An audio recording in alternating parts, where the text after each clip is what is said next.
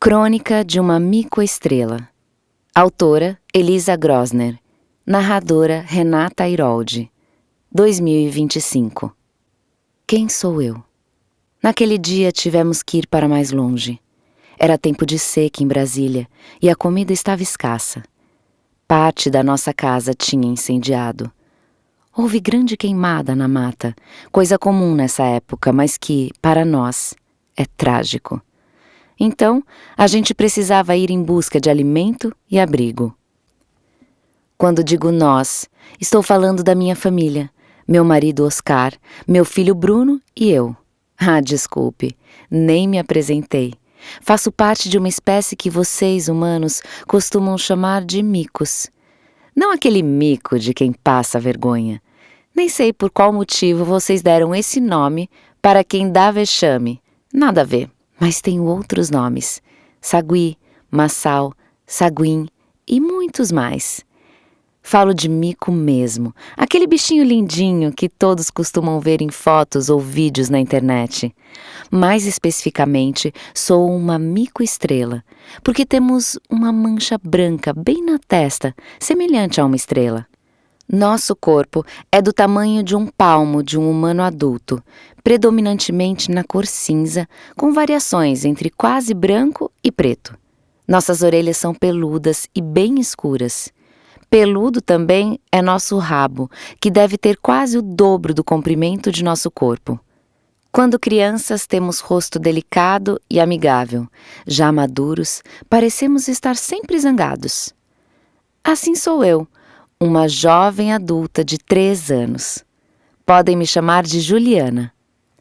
Feitas as apresentações, voltemos ao relato. Esta é uma história real.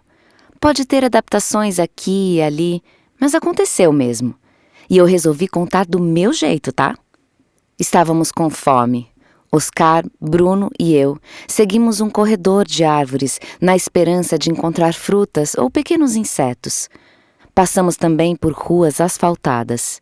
Foi quando o jovem Bruno viu carros pela primeira vez. Nossa, que susto! Isso come a gente, mãe? Não, filho, mas mata. Falava sempre para ele sobre os cuidados especiais que devemos ter quando exploramos lugares novos. Bruno era afoito, adorava ir à frente, mas existiam muitos perigos, alguns até desconhecidos. Era preciso estar sempre atento.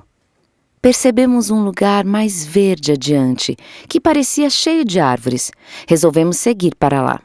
Quando já estávamos bem perto, uma ameaça surgiu abaixo da árvore em que estávamos. Gatos, muitos deles. Alguns desses bichos já começavam a subir no tronco. Nem sabia se fazíamos parte da dieta dos gatos, mas eles se interessam por tudo que se move. Com aquelas garras afiadas que têm, melhor não dar moleza. O maior risco agora era, num desequilíbrio, cair e ficar atordoado lá embaixo. Nessa hora, a natureza nos manda correr. Gritei para Bruno e fui à frente, mostrando-lhe os galhos mais firmes, por onde passaríamos com mais segurança.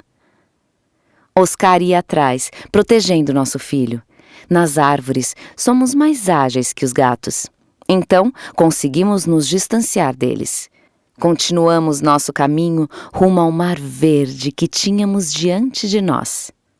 O fogo e a fuga. Setembro é um mês perigoso para quem vive no cerrado. Tudo fica muito seco e a possibilidade de pegar fogo é grande. Nessa época, estava com 2 filhos, Bruno e Otávio. Tinha sido a minha primeira barriga. Com 6 meses, vivenciavam a adolescência e começavam a conquistar independência. Mas havia incontáveis perigos. Precisávamos dar liberdade e autonomia. Ao mesmo tempo, tínhamos de ficar com atenção redobrada. Otávio nasceu com algumas dificuldades. Era menorzinho, não sabia mamar direito e se agarrava pouco às costas do pai. Suscitava mais atenção que Bruno.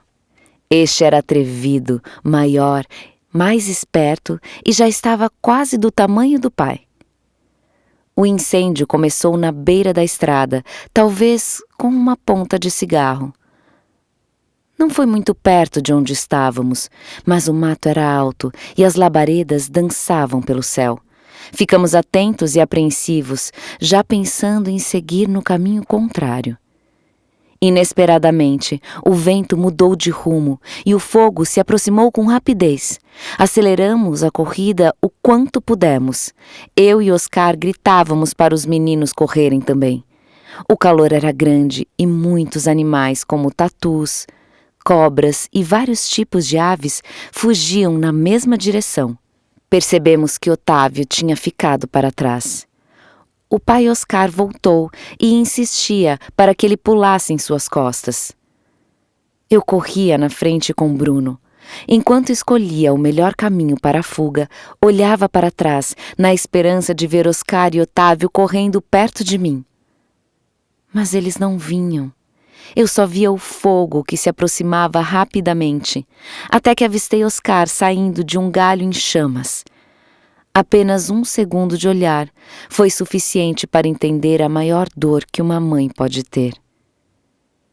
Meu marido tossia e tinha dificuldade para correr. Eu gritava para que se apressasse. Finalmente conseguiu nos alcançar, mas meu filho Otávio não veio. Cheguei a uma clareira, onde o fogo não poderia se propagar.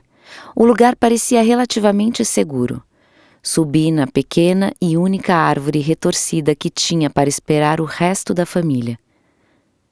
Minutos depois, chegaram Bruno e Oscar, pulando pelo terreno de barro, sem vegetação. Embora as esperanças fossem poucas, ficamos ali aguardando nosso filho desaparecido, apesar de o lugar não ter comida, água nem abrigo.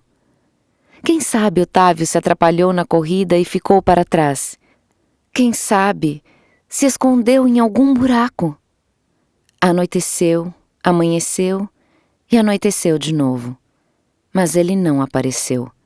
Foram horas cheias de angústia e flashes de esperança, que ficavam mais raros à medida que o tempo passava. Na segunda manhã após o incêndio, não seria mais possível esperar. As chances de Otávio estar vivo eram muito remotas e precisávamos proteger Bruno, que já sofria com fome e sede. Decidimos partir. Fomos em busca de algum lugar onde pudéssemos sobreviver em segurança. Na natureza é assim. A gente sofre a perda, mas não pode demorar no luto. Tínhamos outro filho para proteger e manter vivo. Descobrimos o oásis. Foi assim que denominamos aquele lugar aonde chegamos. Oásis. De fato, era mais verde do que tudo ao redor. Fresco, com sombra e muito espaço para o Bruno brincar. Tinha árvores altas de jambo amarelo, pinha, abacate, graviola, limão, pitanga e muitas mais. O fogo não chegou ali. Não encontramos frutas disponíveis, mas havia água. Normalmente bebemos as gotículas de orvalho de manhã bem cedinho. No tempo seco, o orvalho é praticamente inexistente. Mas no oásis tínhamos a maravilhosa água de irrigação, que ficava nas folhas e no meio das orquídeas e bromélias. Poderia nos manter vivos por um tempo. Além disso, pequenos insetos, algumas flores e o caldinho das árvores também davam o tom daquele belo lugar. Sim, a seiva das árvores, a goma, serve para nos alimentar. A gente faz pequenos furos no tronco e sorve aquele suco que contém muitos nutrientes. No oásis, o limoeiro nos deu uma seiva muito gostosa e saudável. Os pés de jambo, abacate e manga estavam floridos e prometiam um verão com muitas frutas. Passávamos os dias explorando o local e procurando alimentos. O pomar ficava na frente da casa, que é onde os humanos moram. Parece uma caverna, mas são eles que constroem. Esta casa era de tijolinho e tinha 2 andares. Na parte de trás, a 3 metros da construção, existia um corredor com aproximadamente 20 grandes pinheiros. Pela altura, deveriam ter mais de 30 anos de vida. Escolhemos um galho firme e muito alto de uma dessas árvores para dormir. Não fazemos exatamente um ninho, mas procuramos onde existe um emaranhado de folhas e galhos, oferecendo proteção por cima e por baixo. Ali ficaríamos a salvo dos animais terrestres e escondidos das aves predadoras durante o sono. Somos animais diurnos. Antes de o sol se pôr, todos já estão juntinhos, preparados para dormir até amanhecer. No segundo dia, vimos um humano careca, alto e muito branco, e uma humana baixinha. Observávamos com cuidado aquelas pessoas, fazendo silêncio para não chamar a atenção. Até que eles nos descobriram. Passavam horas olhando para nós. Falavam, gesticulavam. Daí em diante, começamos a fazer os gritos habituais de nossa comunicação. Tentamos sondar se havia outros micos por perto, mas ninguém respondia, só os humanos. Estávamos sozinhos por ali, o que era bom. O espaço não parecia tão grande para abrigar mais de uma família da nossa espécie. 3 dias depois da nossa chegada, o ipê amarelo floriu completamente. Era só um pé, de mais de 3 metros de altura, e ficava bem na entrada do terreno. O ipê não nos era útil nem para alimento, nem para abrigo, mas nos alegrava com a beleza de sua cor exuberante. Era como se estivesse nos dando as boas-vindas. Tivemos pouquíssimo tempo para admirar aquele espetáculo, porque logo as flores do ipê viraram tapete dourado, colorindo o chão. De repente, apareceu um pedaço de banana bem na nossa frente, no meio da folhagem de uma árvore de jambo amarelo. Que esquisito, falei para Oscar. Como pode um jambeiro dar banana? Observou ele intrigado. Estávamos com fome e não poderíamos deixar esse pedaço de banana para trás. No entanto, desconfiávamos de ser uma armadilha ou coisa pior. Observando melhor, lá estava o careca segurando um longo bambu com uma banana presa na ponta. A baixinha ficava por perto e ambos se mantinham em silêncio. Ficamos cismados. Andamos ao redor e, de repente, Bruno foi correndo e deu uma mordida na banana. "Jogue fora isso, não coma!" falei assustada. Tarde demais. Bruno já se deliciava com aquele bocado e se preparava para mais uma mordida. Comeu tudo e ficou muito feliz de barriguinha cheia. Oscar e eu nem tivemos coragem de brigar com ele. Afinal, a seiva dos limoeiros não dava sustância. Ficamos observando durante algum tempo e, felizmente, não aconteceu nada. Bruno não podia estar mais satisfeito e saudável. Foi quando apareceu mais um pedaço de banana. Dessa vez, Oscar e eu avançamos na fruta e aproveitamos com prazer. Os pedaços se sucederam até que estivéssemos bem fartos. Saímos fazendo nossos assobios característicos. Os humanos lá embaixo sorriam silenciosamente. Pareciam alegres também. Humanos, seres estranhos. Eu já conhecia alguns humanos que passavam na mata de bicicleta. Vinham sempre em grupo, 6, 7, às vezes mais. Sujos, falavam alto e passavam em disparada, pulando aos solavancos no terreno irregular. Coitados! Será que eram obrigados a executar aquela atividade extenuante? Os humanos são seres estranhos, andam em 2 pernas e não têm rabo para ajudar no equilíbrio. Quase não apresentam pelos, estes restam apenas em alguns poucos lugares do corpo. Não sei por qual razão perderam os pelos na dita evolução da espécie. Agora precisam usar roupas quase sempre. São grandes, até a baixinha é grande para o nosso tamanho. Eles não vivem sobre as árvores e cheiram mal.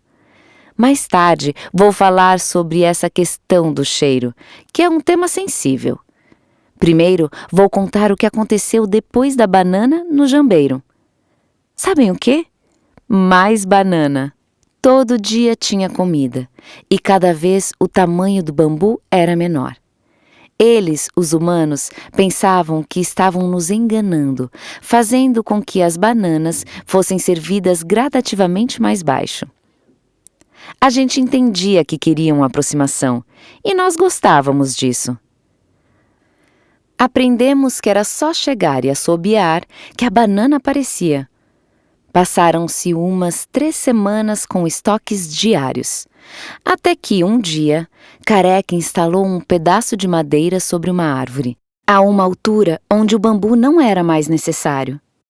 Como se fosse uma mesa, ele colocou os pedaços da fruta sobre a madeira e logo percebemos que ali seria o nosso refeitório. Bom para todos! Ah, no oásis tinha cachorro também. 2, ou melhor, 2. Uma pequena, branca, com manchas pretas, e a outra maiorzinha, de cor caramelo. Os cachorros são nossos maiores predadores no ambiente urbano. Elas ficaram agitadas e latindo quando nos aproximamos nas primeiras vezes. Careca e Baixinha as acalmavam e, aos poucos, os cães foram se acostumando com os novos moradores. Naquela altura, não tínhamos a intenção de abandonar o local. Então, fizemos um pacto de boa vizinhança. Ninguém aborrece ninguém. Outros humanos também apareciam de vez em quando. No início, não ligavam muito para nós. Só quando passamos a comer no refeitório foi que provocamos o interesse de todos. Mas a gente não dava muita confiança. Bruno, como sempre atrevido, foi cada vez mais se aproximando do casal amigo. Um dia, Careca ofereceu o pedaço de banana na sua mão. Bruno pegou a fruta e saiu correndo para comer no galho mais acima. A partir daí, além de buscar as bananas deixadas na madeira, passamos a pegar diretamente da mão do homem. Aliás, preferíamos assim, apesar do cheiro. Esse assunto do cheiro de novo. Já explico. E assim, as coisas foram seguindo. O casal ia dando um pedaço para cada. Depois, mais e mais, até que fôssemos embora satisfeitos. Serviço chique, personalizado. Não sei como arranjavam tanta fruta. Nunca faltava. Não era toda a banana que aceitávamos. Tinha o ponto certo. Nem muito verde, nem muito madura. Se não fosse do nosso gosto, cuspíamos na mesma hora. Desculpe, é nosso jeito. Gostávamos mais que tudo das frutas tiradas das bananeiras do oásis. Uma delícia! Os frutos eram oferecidos nas primeiras horas da manhã, quando aparecíamos perto do refeitório e assobiávamos. Após o café da manhã, seguíamos para nossas atividades e em busca de outros alimentos. Chuvas mudam tudo. No meio de outubro, as chuvas chegaram. Toda a paisagem se modificou. A grama logo ficou verdinha. Pequenos insetos pululavam pelo chão e tornavam-se presas fáceis. Os cupins saíam aos milhares de pequenos orifícios na terra onde se esconderam durante a seca. Era só abrir a boca e se fartar de proteína pura. Vários frutos já estavam se formando. Era hora de sairmos para explorar os espaços além. As bananas, as águas de irrigação, as flores e o caldinho de limoeiro nos mantiveram vivos durante a seca. Agora precisávamos diversificar a dieta. Os humanos até tentaram nos oferecer outras frutas, como mamão e melancia, mas eu decidi que só iríamos aceitar as bananas. Preservaríamos nossa natureza de buscar o próprio alimento, que é o básico para a nossa sobrevivência. A exploração do espaço ao redor era complicada, porque não sabíamos em que direção devíamos ir. Fiz um planejamento no qual, a cada semana, iríamos visitar uma vizinhança. Nos intervalos, voltaríamos para o oásis, afinal, lá tínhamos segurança e alimento garantidos. Assim fizemos. Enfim, descobrimos por onde poderíamos passear eventualmente, mantendo o oásis como o nosso ponto de referência. Os passeios às vezes eram rápidos ou podiam demorar dias, dependendo do que encontrávamos. O mais incrível é que, sempre que voltávamos, estavam lá os humanos com as bananas nos esperando. Já chegávamos fazendo barulho. Eram 13 assobios seguidos. Baixinha respondia com 2 assobios imitando os nossos. Ou melhor, tentando imitar, porque não se parecia nem um pouco. Mas nós entendíamos. Temos vários tipos de assobios para a nossa comunicação. O longo e alto é para falar com outro mico à distância. Para a comunicação na família, usamos 13 ou 2 assobios. O sinal de ameaça vem com vários gritos rápidos, insistentes e sem intervalo. Esse último, em geral, causava a maior confusão. Quando ouviam o sinal de alarme, os nossos amigos humanos chegavam aflitos e tentavam afastar a situação de risco. Conseguíamos conversar com outras famílias de micos que moravam por perto. Com elas, sempre mantivemos um tratamento cordial. Alertávamos para os perigos e tal, mas não era permitido entrar na nossa área. Tornava-se imprescindível que guardássemos aquele espaço só para nós. Afinal, o oásis não era muito grande e a família aumentaria em breve. Eu estava prenhe. Um ovo para uma grávida. Minha barriga crescia e Bruno se tornava um lindo mico, animadíssimo com a chegada dos irmãos. Não temos ultrassonografia, portanto, a revelação acontece no parto mesmo. Não precisamos fazer enxoval nem comprar aquelas parafernálias todas que um bebê humano exige. Mas uma coisa merece cuidado especial: a alimentação da mãe. Com isso, eu estava relativamente tranquila, até que descobri um ninho de sabiá com 3 grandes e apetitosos ovos. Os ovos são ideais para complementar a dieta da grávida. No entanto, o passarinho, que não é bobo nem nada, fez o ninho num lugar quase inalcançável. Estava por debaixo da beira do telhado. Resolvi enfrentar o desafio. Oscar não queria, disse que não valia a pena, estávamos bem alimentados, blá, blá, blá.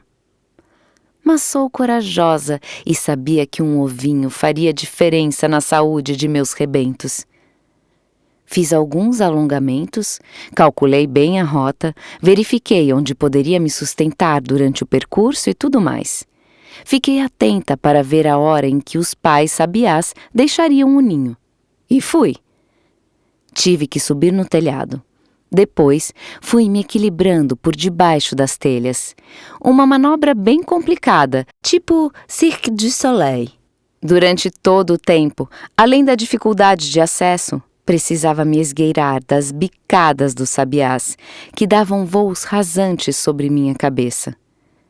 Oscar gritava, enquanto segurava Bruno, que insistia em me acompanhar, como se aquilo fosse um parque de diversões. Os pais passarinhos se esgoelavam e me atacavam. Diante de tudo isso, os humanos ficaram olhando espantados, sem conseguir nem respirar. A maior confusão. No fim do percurso, andei de cabeça para baixo, me sustentando na viga do telhado até alcançar o meu alvo dentro do ninho. Fiz um buraquinho na casca do ovo, bebi ele todinho e fui embora apressadamente, de barriga cheia e boca suja. Deixei 2 ovos intactos no ninho. Os sabiás continuariam com seus cuidados paternos. Nascimento das meninas. A gravidez durou 150 dias. Em março, nasceram 2 bolinhas de pelo que logo se agarraram às costas do pai. O parto foi numa forquilha escolhida por mim, bem segura e confortável, sob a supervisão atenta de Oscar. Eram 2 lindas fêmeas, fortes e sadias. Eu já estava mais experiente na maternidade. Bruno conseguia ajudar nos cuidados das meninas e tínhamos alimento à vontade. Tudo transcorreu bem. Os humanos não paravam de admirar minhas filhotas. Perceberam que elas tinham 2 manchas brancas na testa, em vez de apenas uma. Estas manchas simulavam 2 grandes olhos, estratégia da natureza para amedrontar os predadores. Quando as minhas meninas ficaram adultas, as manchas se transformaram em uma só, maior. É por causa dessa mancha na testa que temos o sobrenome Estrela.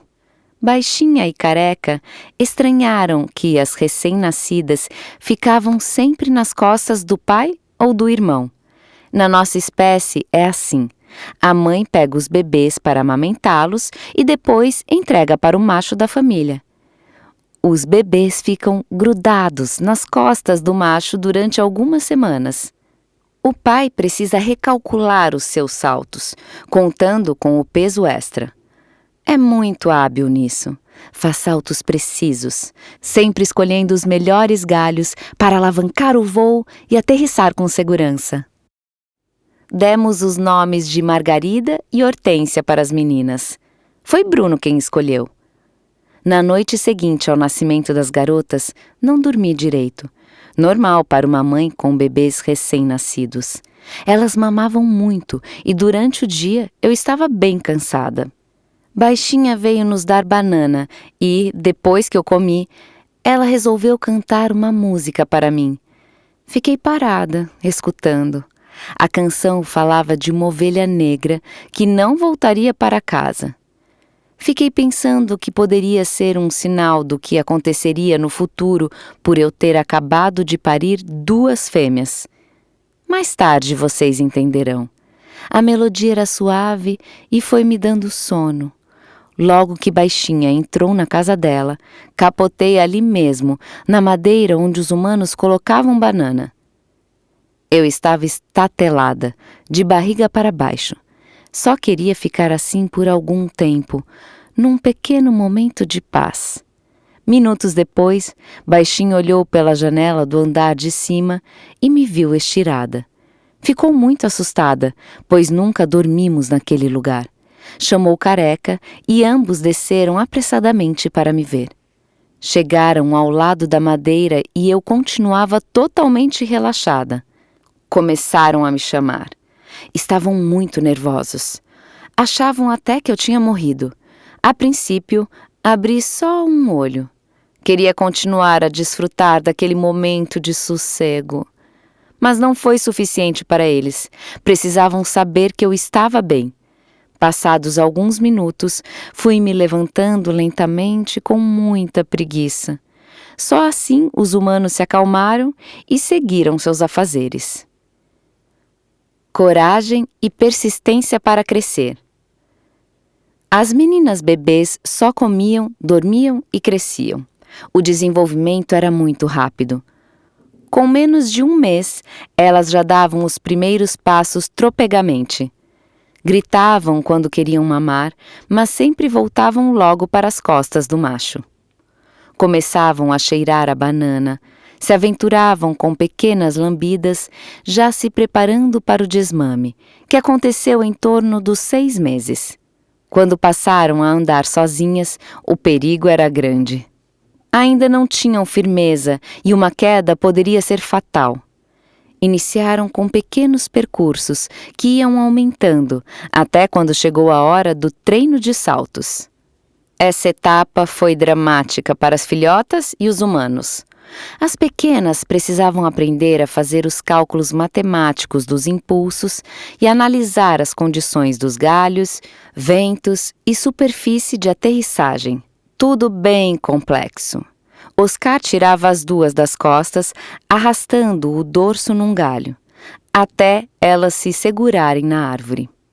Depois, nós, adultos, pulávamos para cima do telhado, com a intenção de que elas nos imitassem.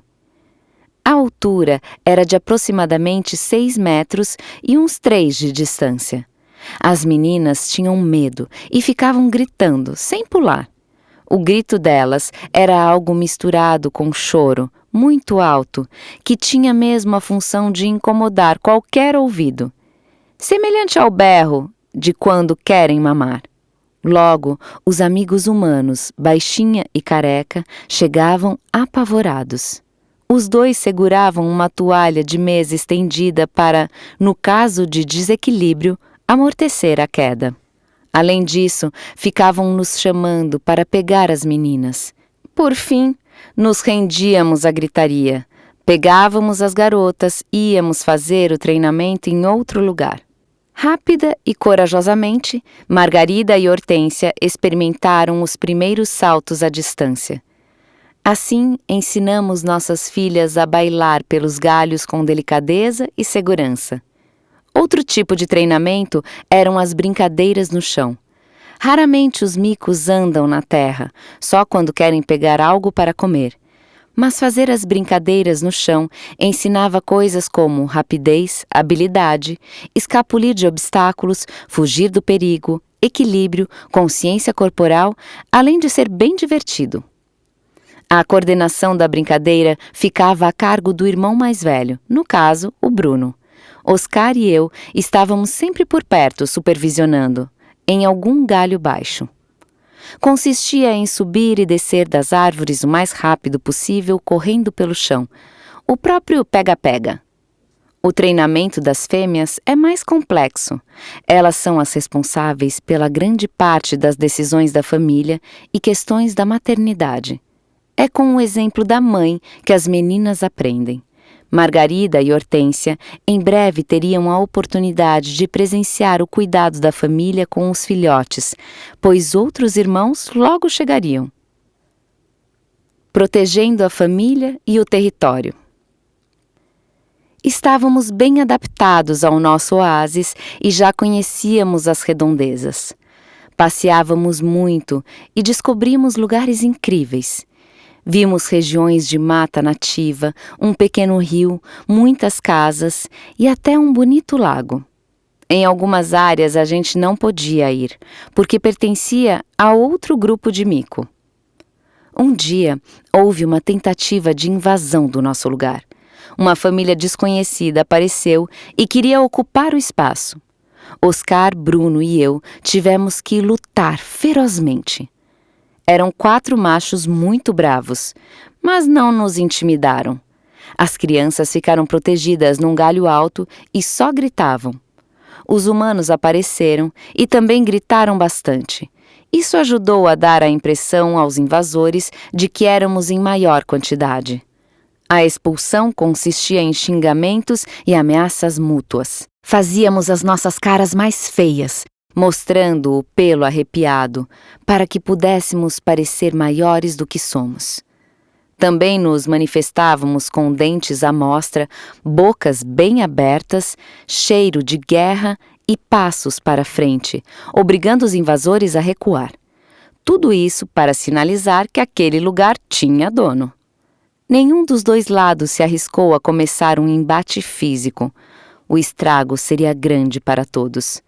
Depois de algumas horas de bate-boca, os intrusos foram embora e não voltaram mais. A notícia se espalhou rapidamente e ficamos em paz para continuar o crescimento da família. Foi sem querer, mas machucou.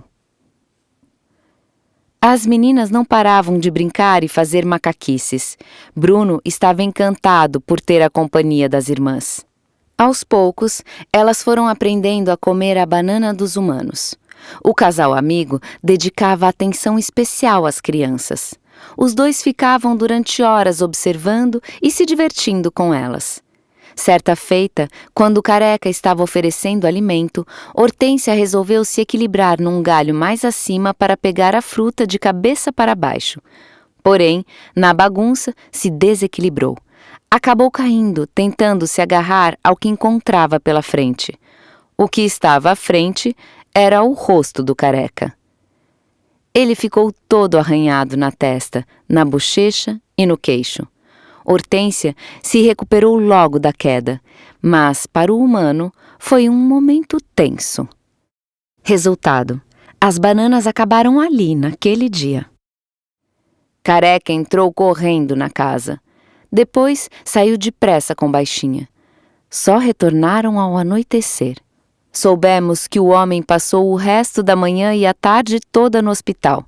Precisou tomar várias injeções. Depois disso, os humanos ficaram mais cautelosos. Não deixaram outras pessoas se aproximarem de nós, principalmente as crianças. Ficamos sentidos com o ocorrido e achamos corretas as novas regras de distanciamento do protocolo de segurança. Regras para a boa convivência. Sim, tínhamos um protocolo de segurança e uma política de boa vizinhança. O protocolo continha todos os cuidados para minimizar os perigos que existem num contato tão próximo com animais silvestres. Dentre várias outras medidas, por exemplo, a madeira de alimentação era lavada com frequência para evitar contaminação. Já a política de boa vizinhança foi estipulada para que todos, micos, humanos e cachorros, pudessem viver em paz, sem perturbar a vida uns dos outros. O casal só nos oferecia bananas, não interferia na nossa vida. Eventualmente, eles agiam para afastar perigos, como aconteceu no dia em que Hortência caiu das costas do pai. Ainda bem que foi na grama, o que ajudou a diminuir o impacto. Mesmo assim, ela ficou minutos atordoada. Nós fizemos nosso alarme característico de perigo. Careca chegou e observou para onde estávamos olhando. Viu Hortência parada, caída no chão. Baixinha, percebendo o risco, chamou as cadelas para dentro da casa e fechou a porta. Embora as cachorras também fizessem parte do pacto, não valia a pena arriscar. Usando uma grossa luva de couro, Careca pegou cuidadosamente Hortência e entregou a Oscar, que já esperava num galho bem baixo. O pai subiu ligeiro com a menina agarrada em suas costas. Antes, por um segundo, olhou nos olhos do Careca, como que agradecendo. Por outro lado, nós, micos, precisávamos respeitar o espaço dos humanos. Não podíamos entrar lá. Algumas vezes tive de repreender as crianças, até que elas aprendessem o que era a política de boa vizinhança. A questão delicada do cheiro. Os humanos pesquisavam sempre sobre nossos hábitos de vida, dieta, enfermidades, etc. Eles descobriram que doenças de macaco podem ser perigosas para humanos, e algumas doenças humanas são fatais para macacos. Como é o caso do vírus do herpes, que pode matar um mico rapidamente. Assim, constava no protocolo de segurança que as mãos de quem forneceria as bananas deveriam ser bem lavadas antes e depois. Aprovamos esse ritual, mas nos trazia uma dificuldade. Desculpe, não tenho um jeito delicado de falar isso. É que vocês, humanos, têm um cheiro horrível. Nós mantemos nossos aromas naturais, que nos ajudam a identificar o outro. Pelo odor, percebemos os sentimentos de medo, alegria, perigo e permissão para acasalamento. Por meio do cheiro, podemos saber por onde um dos nossos andou passeando, e por aí vai. Nós até tomamos banho de vez em quando. Nos dias quentes de verão, nos deixamos ser molhados pela chuva, sem buscar abrigo por baixo das folhas. O pelo fica encharcado, mas quando seca, está limpo e esvoaçante. Já os humanos mascaram tudo com muitos odores artificiais. Sabonete, shampoo, condicionador, creme hidratante para as mãos, pés, corpo, perfume e protetor solar. Cada produto com um aroma diferente. Isso nos confunde. Para que tanta coisa? Tivemos que nos acostumar com o perfume de sabonete nas mãos do casal. Tudo bem, era para a segurança de todos. Mas Bruno não se conformava. Como pessoas tão bacanas cheiravam tão mal? Certo dia, nosso filho disse que ia resolver o problema. Enquanto Careca nos oferecia as bananas, Bruno subiu num galho mais alto. Mirou bem miradinho e fez umas gotas quentes de xixi justo na cabeça do homem. Nosso xixi é concentrado, igual perfume francês. Com apenas algumas gotinhas, a fragrância domina tudo. Foi uma gritaria e uma correria. Careca entrou rapidamente na casa e Bruno correu para um galho ainda mais alto, na maior gargalhada. Eu fiz cara de braba, mas por dentro também ria. No entanto, aquilo feria seriamente as regras de segurança. Fui até Bruno e dei 2 bons tabefes na cabeça dele, para aprender que fazer xixi nos humanos era proibido. Quando Careca retornou, os cheiros artificiais dos perfumes estavam ainda mais fortes, principalmente na cabeça. A manobra de Bruno não tinha adiantado. Aliás, os ciclistas que víamos nas trilhas estavam com cheiro bom. A família continua crescendo. Minha terceira gravidez foi de um único filho, um machinho muito grande. Desta vez, Margarida quis dar o nome Ivan. Achei bonito, tão bonito quanto ele era. Tudo se repetia mais uma vez. Amamentação, treinos, perigos. Foram várias gravidezes ao longo dos anos. A família chegou a ter até 10 integrantes. Eu, Oscar e 8 filhos.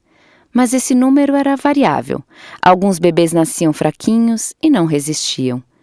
Quando Baixinha via um animalzinho desses caído no chão, sem vida, ficava com o olho todo molhado.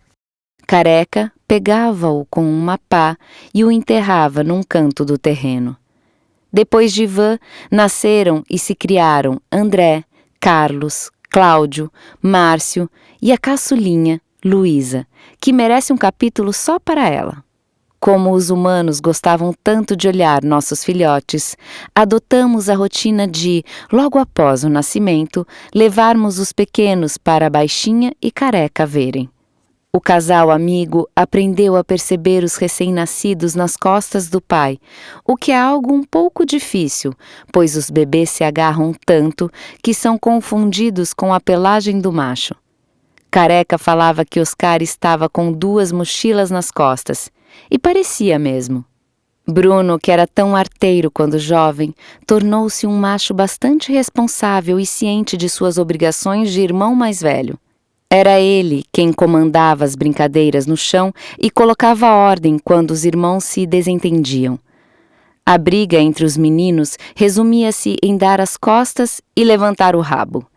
Este é o sinal de aborrecimento com alguém da família, incluindo Careca e Baixinha. Nenhum de nós se arriscaria a dar as costas para o outro que não fosse de confiança, claro. Meu filho, Ivan, quando adulto, encontrou uma fêmea fora da família para acasalar. Formou o seu próprio grupo em uma área relativamente perto do oásis. Anos depois, encontramos com ele durante um dos nossos passeios. Estava com 2 filhos, ou seja, eu já era avó. Com as fêmeas era diferente. Margarida precisou escolher. Quando Margarida e Hortência completaram 1 ano e meio, estavam prontas para procriar. Chamei ambas para uma conversa séria. Já tínhamos abordado esse tema antes, mas agora havia chegado a hora da verdade. O macho, quando sai para procriar, já tem a sua parceira. Ele a encontra durante os passeios da família, enquanto a mocinha está sozinha. A filha, se quiser arranjar um marido, precisa sair em busca de um macho fora do seu grupo originário. Então, Margarida e Hortência tinham que decidir se queriam casar ou permanecer na família. É dessa forma que funciona. Foi assim com a minha avó, minha mãe e comigo. Hortência logo afirmou que queria ficar. Sentia-se bem no lugar e adorava cuidar dos irmãos. Já Margarida disse que queria as 2 coisas, ficar e ter filhos. Estabeleceu-se um conflito. Discutimos duramente sobre a situação. Como ela continuou irredutível, parti para a expulsão agressiva. Fiquei um dia inteiro tentando fazer com que esta minha filha fosse embora. Não só com gritos e ameaças, mas também com empurrões, tabefes e algumas mordidas. Já no fim da tarde, Margarida se rendeu, aceitou minha autoridade e a proibição de procriar. Curamos nossas feridas físicas e emocionais. A partir desse dia, ela foi bem-vinda ao grupo de novo, e não falamos mais no assunto. Micos, estrelas da internet. Já fazíamos parte da família dos humanos. Amigos e familiares deles nos conheciam e sempre perguntavam por nós. Quando vinham à casa, tiravam fotos e faziam vídeos. Às vezes, não deixávamos que as visitas nos vissem. Aparecíamos quando o carro estava de saída no portão, só porque eu queria assim. Sou dessas. Conhecemos duas lindas crianças humanas, caixinhos e olhos azuis. Uma menina e um menino. Eles estavam sempre por lá. Era uma alegria quando chegavam. Durante anos, acompanhamos o crescimento deles. Certo dia, a casa dos humanos tomou ares totalmente diferentes. Chegaram ao oásis 5 pessoas desconhecidas. Um grandão, uma fêmea bonitona e 3 crianças. Alegria total, muita conversa e risos. Só que eles falavam uma língua diferente que eu não conseguia distinguir. Logo fiquei sabendo que era inglês. Vieram de um lugar muito, muito longe, o Canadá. Lá não há micos, então éramos um espetáculo incrivelmente curioso. A gente os observava enquanto contavam histórias na varanda. Comiam frutas tropicais como se fossem iguarias raras e admiravam as orquídeas floridas. No dia seguinte de manhã, o filho mais velho dos visitantes disse que precisava estar com os micos. Careca não entendeu o porquê de tanta agonia para nos ver. O menino explicou. Teve de perder 2 dias de aula para vir ao Brasil.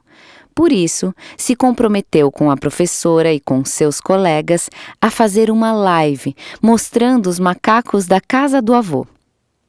Naquela época, as chamadas de vídeo ainda não eram muito populares e a internet não era muito boa. Foi preciso concatenar vários fatores para que tudo desse certo. Inclusive, atrasaram nosso café da manhã por causa de um tal de fuso horário.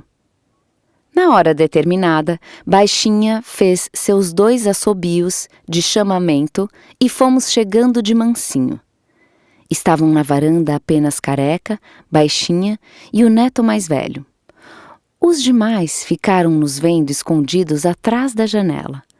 Quando perceberam que estariam na internet falando com o Canadá, meus filhos ficaram alvoroçados, disputando os lugares mais perto do tablet para se mostrarem melhor. Faziam bagunça e estripulias. Em seguida, eu aparecia ao lado de Oscar, com toda a minha altivez e impondo respeito. Lá no Canadá, várias crianças e a professora assistiam incrédulas e fascinadas. Faziam muitas perguntas sobre a nossa vida e hábitos, que eram respondidas por Careca e traduzidas pelo menino aluno. Assim, me tornei a estrela da internet naquele dia. Achei importante poder passar informações sobre nós. Na realidade, costumamos sofrer muito com pessoas que não nos conhecem. Espalham os boatos mais terríveis sobre nossa espécie. Testando limites. O que pode e o que não pode fazer. Margarida era a queridinha dos humanos.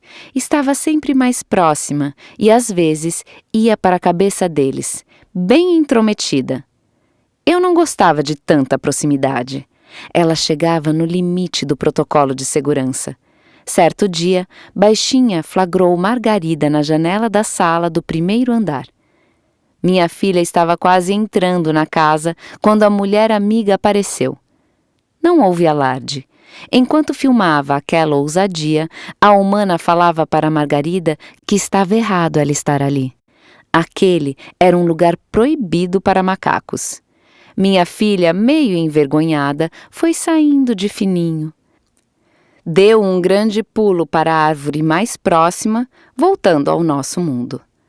Em outra ocasião, Careca estava consertando um automóvel velho no pátio, bem embaixo do pé de jambo. Ele deixou as portas do carro abertas. Foi um convite para os curiosos. Dessa vez, foi Ivan quem começou. Pulou para o teto do carro e ficou chamando os irmãos para experimentar a superfície lisa e escorregadia sob os pés. Margarida e os irmãos mais novos pularam também no veículo. Passearam pelas portas, vistoriaram tudo. Careca ficou observando, só não queria que fizessem xixi dentro do carro. Mas o automóvel não tinha nada de muito interessante para macacos. Nosso oásis também era visitado de vez em quando por outros animais. Os pássaros vinham para o refeitório comer os restos de banana. Eram sabiás, bem-te-vis, cambaxirras e sanhaços, que se deliciavam com as nossas sobras. A gente não se importava. Quando necessário, haveria fruta para todos. Mas um dia apareceu um sujeito inesperado. Era bem cedinho, logo depois do nosso café da manhã, quando chegou um enxerido sariguê, também chamado de saruê ou gambá. O sariguê parece um rato, mas não é um roedor, é um marsupial. Tem uma bolsa na frente da barriga onde os filhotes bem pequenos completam o seu desenvolvimento. Dizem que esse bichinho é fedorento, mas ele só exala mau cheiro quando se sente ameaçado. Nem sei por que ele estava acordado àquela hora. Tem hábitos noturnos e já devia estar dormindo. Pode ter sido o odor irresistível da banana. Comeu o que tinha no refeitório e foi embora. Depois, Baixinha teve que lavar bem lavada a madeira para voltar a nos servir refeição. Equilíbrio da cadeia alimentar. Em suas pesquisas a nosso respeito, Careca descobriu que gostávamos de comer aranhas. Não as peludas, mas sim as de pernas magras e corpo crocante. No início do ano, vinha a temporada das aranhas. Apareciam muitas, das grandes. Eram aquelas que a gente gostava. Não comíamos muito por causa do inconveniente das teias, que se prendiam em nossos rostos como uma cola. Era difícil de limpar. Foi quando Careca resolveu facilitar para nós. Com uma vassoura, ele pegava as aranhas e nos trazia. Começou o maior banquete e também a maior disputa. O amigo cuidava para que cada um de nós recebesse uma aranha e ninguém ficasse para trás. Era uma festa, mas não para as aranhas. Quando o humano aparecia com a vassoura, era um alvoroço geral. Ficávamos todos ao redor dele, esperando a comidinha diferente. Uma das nossas funções na natureza é manter o equilíbrio, fazendo nossa parte na cadeia alimentar. Mas não era muito justo contar com a ajuda de humanos. Por isso, a festa das aranhas não acontecia sempre. Apenas uma delas para cada um e, depois, só bananas. Afinal, as aranhas também são importantes. Imaginem quantos mosquitos elas capturam com suas teias poderosas. Todos os animais são essenciais no equilíbrio da cadeia alimentar. Por falar em função na natureza, nós sempre tivemos orgulho de sermos plantadores e disseminadores de muitas árvores. As sementes que jogamos na terra podem virar uma árvore depois de alguns anos. Então, para mim, faltava apenas escrever um livro. Faltava. Luísa, uma fofa. Quando nasceu mais uma menina, nossa alegria foi enorme.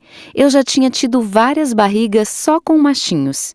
Então, ela chegou, sozinha. Colocamos o nome de Luísa. Era muito fofa. Vocês podem achar que somos todos iguais, mas nada, de jeito nenhum. Cada um tem a sua característica e seu aspecto físico, com pequenas nuances na cor da pelagem, distância dos olhos, tamanho da boca.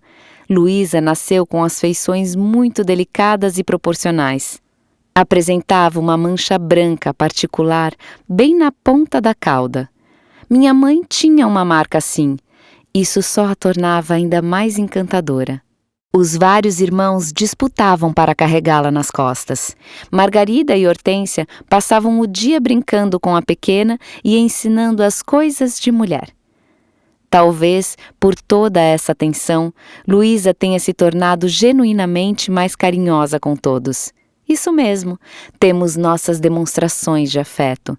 A mais comum é catar pequenos parasitas uns dos outros. A catação, mesmo que não haja bichinhos para apanhar. E Luísa, já adolescente, era uma especialista. Catava até do careca. Descobria uns poucos fios de cabelo que o amigo homem tinha no cocoruto e dava pequenas mordiscadas, desde o couro cabeludo até a ponta do cabelo. Quando adulta, Luísa decidiu que sairia em busca de seu amor. Queria ter filhos. Foi um dia de saudade e de festa. Eu sabia que ela estava pronta. Assim, seguiu em direção à própria vida. Hora de partir. 3 dias depois que Luísa foi embora, reuni a família para um comunicado importante. Eu já estava com mais de 11 anos de vida e precisava descansar para sempre. Não estava doente, mas sabia que meu corpo não iria aguentar muito tempo. Na natureza, nós micos vivemos em torno de 10 anos. Em cativeiro, podemos sobreviver até 15, mas numa vida triste, sem família, herdeiros e liberdade. Vivi feliz, cumpri minha missão. Oscar, meu grande parceiro, partiu no ano anterior, igualmente feliz. Margarida estava preparada para assumir o comando da família. Então, eu me encontrava bastante serena. Finalmente, um dia, não acordei. Margarida já tinha decidido que sairia do oásis. Não queria ficar no lugar onde tudo lembrava a mãe e o pai falecidos. Iria para uma localidade que já conhecíamos, perto de um córrego, com uma pequena mata ciliar nativa. Agora, ela poderia tentar achar um companheiro e ter a própria prole. Era uma fêmea madura e bastante charmosa. Os irmãos poderiam encontrar suas fêmeas ou acompanhariam Margarida. Hortência seria a inseparável irmã, sempre amiga. A história continua. Quando eles seguiram o seu destino, eu fiquei mais um pouco no oásis. Senti que precisava fazer mais uma coisinha antes de ir embora definitivamente. Só que não podia mais ser vista e não precisava mais de bananas. Os humanos acharam meu corpo sem vida embaixo do pinheiro dormitório. Consternados, enterraram perto de Oscar e dos bebês que não tinham resistido. Ficaram procurando o resto da família por dias. Primeiro, acharam que tinham ido passear. Ficavam olhando para as árvores, faziam a imitação de assobio, colocavam bananas, que depois eram descartadas. Nada de resposta. Sem poder me comunicar, eu os observava bem de perto. Com o tempo, perceberam que eles não voltariam. As bananas não apareceram mais. Só ficaram o silêncio e a tristeza prolongada que os humanos costumam sentir. Chamam isso de saudade. Dizem com orgulho que esta palavra só existe na língua deles. Foi então que eu me lembrei de Luísa. Estava numa área perto e já casada. Fui até lá e, sem que ela percebesse, soprei no seu ouvido, sugerindo que seguisse para o oásis. Poderia então ter uma vida tranquila e livre com sua família num local seguro. Ao amanhecer do dia seguinte, Luísa estava de malas prontas junto com Marcos, seu marido, para reencontrar o lugar de sua infância. Ela já chegou fazendo barulho. Marcos não entendia nada. Baixinha e Careca apareceram no pátio incrédulos. Primeiro, acharam que a família tinha voltado após mais de 1 mês fora. Depois, viram que eram só 2 micos. Curiosos, voltaram ao truque da banana no bambu. Luísa comeu o primeiro pedaço e logo desceu para a madeira refeitório, ainda assobiando. Marcos permanecia lá em cima, atônito.